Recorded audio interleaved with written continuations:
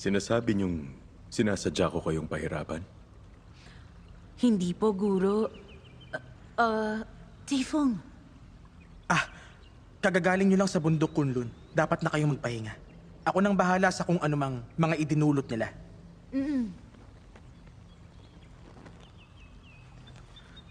Nais ko nang magpahinga. Makakaalis na kayo. Opo, Guro. Maiwan ka, 17.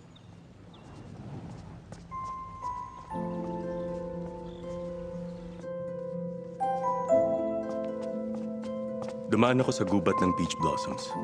Kumuha ako ng 3 gusi ng alak na ginawa ni Tsuyan. Alak na si Chuyan mismo ang gumawa?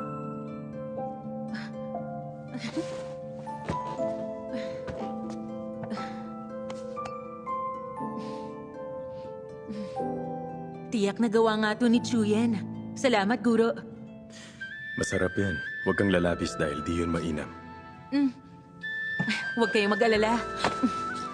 Alam ko yan. Kaunti lang dahil makakasama pag lumabis. Guro, ba't mo pala ako dinalhan ng alak? Bukas ang iyong kaarawan, hindi ba? Oo nga. Nawala sa isip ko na bukas ang aking kaarawan. Salamat, Guro. Higit ka pang mabuti sa akin.